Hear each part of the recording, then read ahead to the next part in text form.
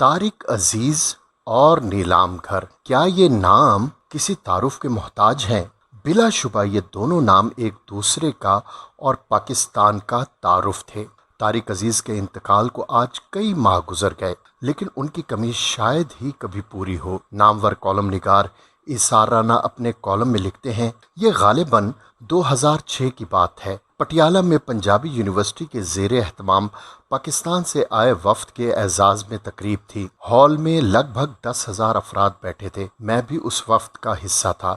تقریب کیا تھی؟ بھارت کی ثقافتی یلغار تھی۔ اچانک ہال کی تمام لائٹس بند ہو گئیں۔ ایسا لگا کہیں دور سے پنجابی مٹیاریں لے بھرے انداز میں ٹپے گاتی آ رہی ہیں۔ ایک خوابناک ماحول تھا۔ اچانک میرے پیچھے سیڑھیوں سے پنجابی یونیورسٹی کی طالبات ہاتھوں میں بڑے بڑے تھال اٹھائے، جن میں گجرے، مہندی، تیل اور اپٹن رکھا تھا، اور اصل خوبصورتی یہ تھی کہ ان تھالوں میں چھوٹے چھوٹے دیے جل رہے تھے۔ اندھیرے میں دیوں کی روشنی، الڑ مٹیاروں کے گیت میں کیا پورا پاکستانی وفد اس شہر میں گمسم بیٹھا تھا، جیسے امرتا پریتم بلے شاہ وارث کا کوئی کلام زندہ ہو کے ہمارے درمیان آ کھڑا ہو۔ پھر یہ لڑکیاں ہمارے درمیان سے گیت گاتی سٹیج پر آئیں اور ایسا گدا ڈالا کہ واقعی ان کی ایڑیاں زمین پر پڑتی اور لگتا دھرتی کانپ رہی ہے۔ بھارتی ہم پر چھائے ہوئے تھے۔ انہوں نے اپنی ثقافت بھرپور انداز میں پیش کر کے پورے پاکستانی وفد کو سحر زدہ کر دیا۔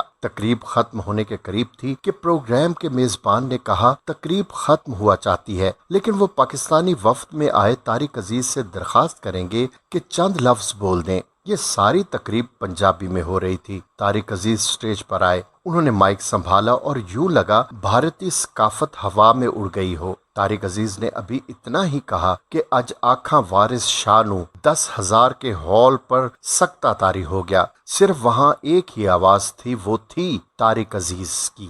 میں نے پٹیالہ کے امراء، بیوروکریسی، سیاستدانوں، وزراء، اساتذہ اور حاضرین کے چہرے غور سے دیکھنا شروع کیے، جیسے وہ سب طارق عزیز کے لافانی لہجے، الفاظ کے جادو، ان کی شخصیت کے سحر میں ڈوب گئے ہوں۔ زندگی میں پہلی بار مجھے محسوس ہوا میرے رونگٹے کھڑے ہیں۔ میں ایک احساس کمتری کا مارا صحافی ہوں، کسی کو تسلیم کرنے میں بہت تکلیف محسوس کرتا ہوں، لیکن میرا دل کر رہا تھا کہ میں زور زور سے چیخوں، یہ ہمارا طارق عزیز ہے، دیکھو یہ ہمارا چہرہ ہے، دیکھو پاکستان ثقافت میں تم سے کم نہیں، تم بھارتی فنکار۔ مجھے چھوٹے چھوٹے محسوس ہو رہے تھے، مجھے لگا چاروں طرف سبز ہلالی پرچم لہرا رہے ہوں۔ طارق بولتے گئے اور پورا ہال بت بنا انہیں دیکھتا رہا۔ مجھے ہوش تب آیا جب طارق عزیز کے جواب میں پورے ہال نے کہا، پاکستان زندہ باد۔ میں نے اپنے چہرے پہ ہاتھ پھیرا، وہ آنسوؤں سے تر تھا۔ طارق عزیز صاحب، مجھے آج احساس ہوا، آپ نے مجھے احساس کمتری سے نکالا، میرے اندر کے بھارتی چکا چوند سے چندھیائے پاکستانی کو احساس